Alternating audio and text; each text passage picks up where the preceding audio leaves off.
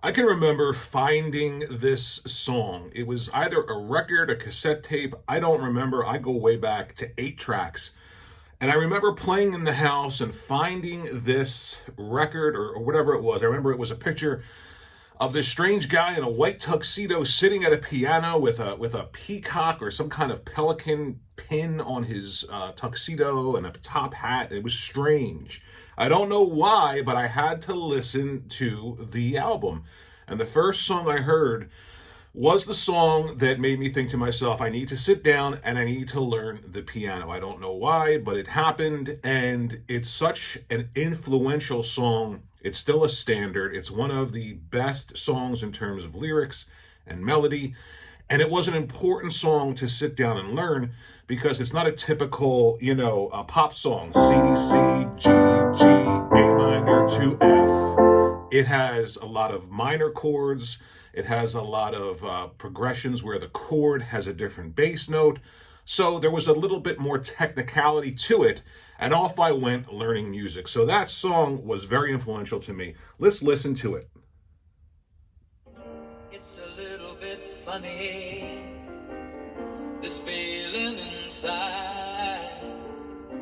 I'm not one of those who can easily hide. I don't have much money, but boy, if I did. See, I was hearing all these different sounds. I was hearing things. What is that? What is that? That little progression.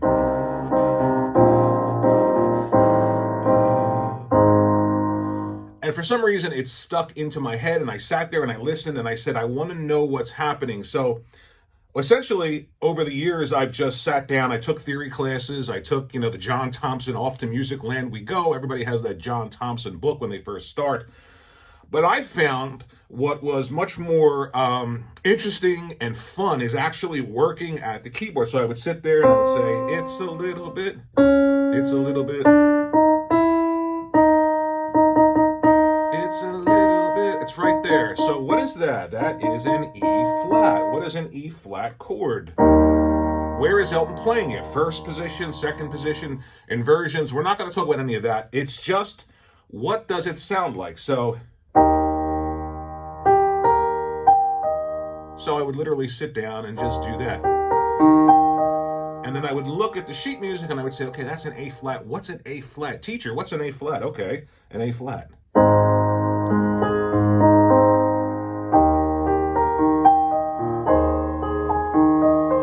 And then we get into the whole Elton John leaving the bass note an E flat while switching to an A flat instead of going to an A flat with an A flat in the bass.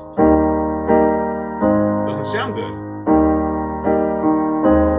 B flat, A flat.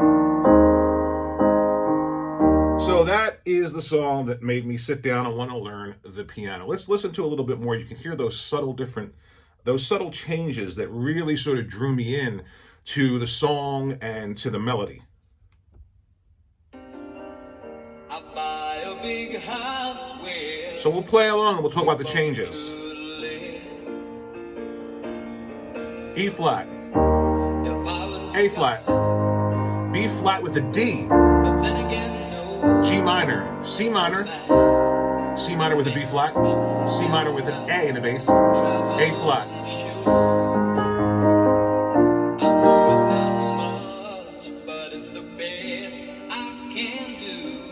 So right there, another example of an A flat with a B flat in the bass. I know it's not much, B flat with a B in the bass, but it's the best. A G with a B in the bass. So you see those changes, the C minor, changing the bass hand for a different sound.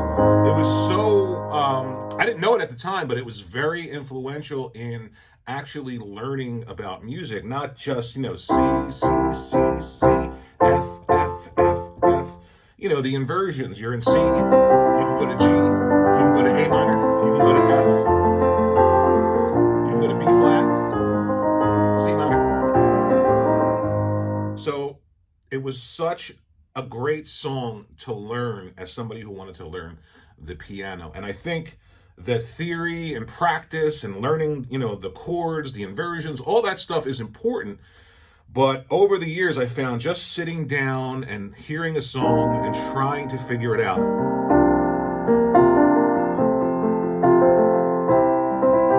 And because I already knew what an E flat was, and I went to the next song and the next song, it becomes easier and easier and easier to understand the changes and the sounds and what position of the inversion Elton John is in. You just use your ear, and it sounds super complicated.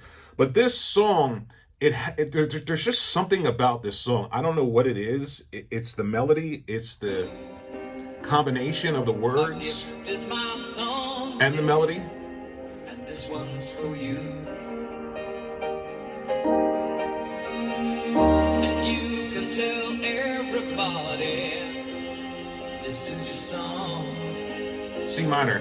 It may be quite simple, but now that it's done, C minor here. I hope you don't C minor with the B flat. I hope you don't mind. C minor with an A. Look down in the world. An A flat, 7 or 6. How wonderful life is while you're in the world. And then this really, really pretty repeat of the intro.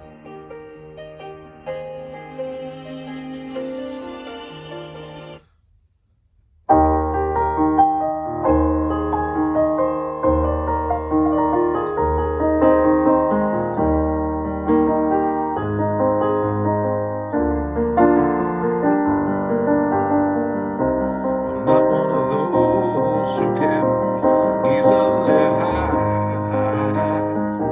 Don't have much money, but boy, if I did, I'd buy a big house where we both could live. So, one of the most influential songs for me, starting out saying to myself, I need to sit down, I need to learn this song. I went to, piano teachers and theory teachers, and I said, I want to learn your song. And they said, no, let's find out what middle C is, and let's do the right? But for me, the biggest bang for my buck over the years was actually learning a song, because if I could figure out and learn what Elton was doing, then I had to be learning the piano, the keyboard, and the theory. So that was the song that started me on the journey. I absolutely love the song. I play it all the time. I think I could play the song with my eyes closed. It's a little bit funny. This feeling inside. Not one of those who can easily hide. Don't have much money, but boy, if I did, I'd buy a big house where we both could live. So, one of the most influential songs for me, one of the prettiest songs, a standard to this day, Elton John's Your Song. Thanks for watching this, guys. It's the first video on my new music channel for me, basically inspired by Rick Beato. The guy's got 5 million followers. He's incredible. This is just for me because I love music. So if you enjoy it, if you want another song, if you want to hear about another song, maybe learn how to play a song, whatever you want, let me know in the comment section below. Think about liking and subscribing, and I will see you in the next one.